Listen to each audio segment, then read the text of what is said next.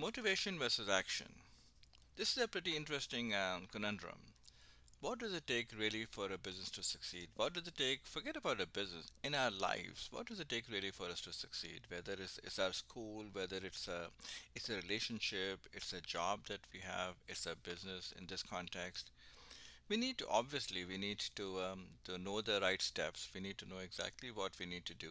Step by step, we need to really understand what needs to be done and how we'll do it. The what part of it, we need to absolutely conquer it. We need to understand the how part of it, how we're going to do it, what tools do we need to have in place.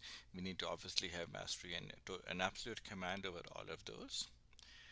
What about motivation? Do we really need that? I mean, if we have all the information and the tools and the gadgets and the know-how and the right support, isn't this all we need?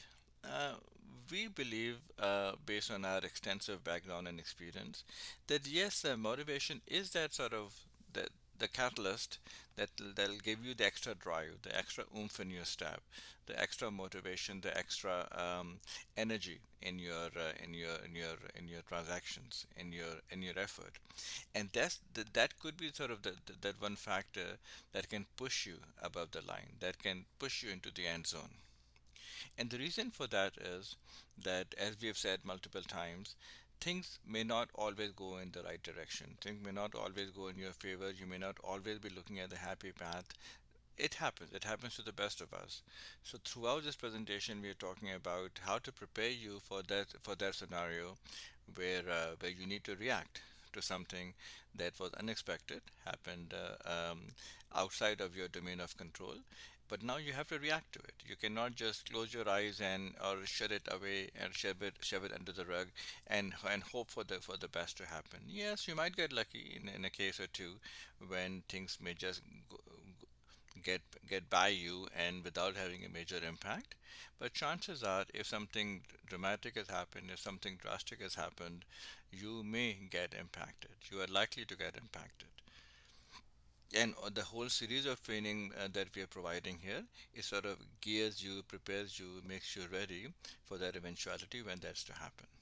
So the question again here is that, as we talked about in this slide, that what role would motivation play? Motivation would get you to get up and take an action. Motivation would get you to let go of your inertia, to take an action. You are down. You are not feeling at your most energetic self. Multiple things are sort of stacking up on you. You're feeling overwhelmed. All of these could happen to the best of us. But if you are motivated, you are likely, maybe a little bit, maybe 5%, maybe 7%. These are not tangible numbers, right? But at least there's something for us to get us to say, okay, the past is gone. It's a new day. It's a new beginning. I need to get started. I need to motivate myself. I need to get moving and to get up and do that.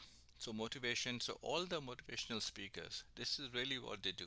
They propel us into action. They get us to get up and take an action. They say that enough thinking, enough analysis paralysis. Let's get up, let's do something. So they play a very, very crucial role in anyone who is just on the sidelines, who was just shy of taking an action, and with this level of motivation, you might get up and say, okay, put a stake in the ground. This is it. I want to move forward. I want to actually make it happen. So, a question: if you were to extend the same conversation, is motivation really all you need to have to succeed? Think about this for a moment. Think about the fact that you always wanted to open up your own restaurant. But you were looking at the number, looking at the logistics, the operations, the financial aspects of it. How would you attract new customers? What help you would need? Everything that you need to talk about, to think about to start a new business. That's been on your list, and you've been wondering about that, and you've been sort of sitting on the sidelines, trying to think more and more about whether to do it, and if so, how to do it. All these are viable and valid options. And one day you come across this highly desired and sought after motivational speaker, and they propel you into action. And now you are saying, okay, this is it. I've been thinking about it long enough, and now I really want to make it happen. So what really happens then? Yes, you have got the energy. Yes, you have got the drive now to actually make it happen this time, but you still need to have a plan. You still need to have a strategy.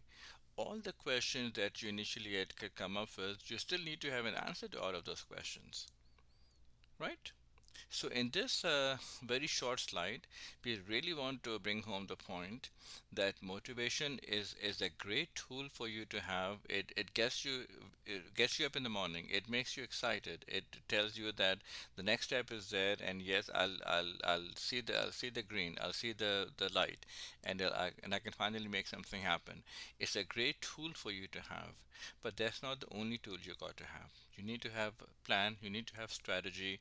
You need to have a detailed, extensive execution plan that'll take you through all the steps of what's ahead of you.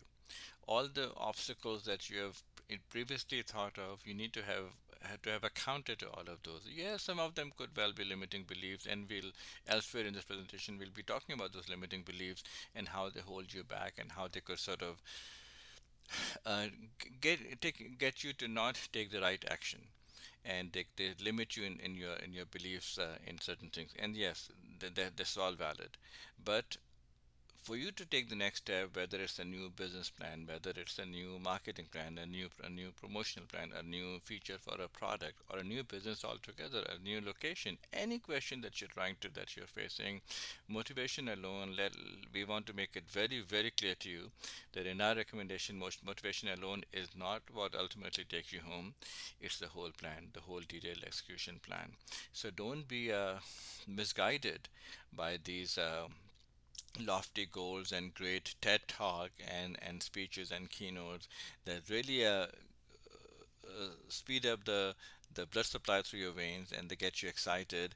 It's all great. It's phenomenal. You need that to be able to have this extra step, extra level of energy in your step. But you need to have a plan. You need to have the strategy, and that's really what the whole rest of this presentation is about. You really have to focus on that. And how do you bring it back to the point that we're really talking about? The topic here is about the selection of a coach, or whether or not you got to have a coach. That's where the coach will come in, and they'll not only try to motivate you and propel you into an action, but they're also there to guide you into what you need to do. It's not just knowing that tomorrow I'll do something about opening up a new restaurant.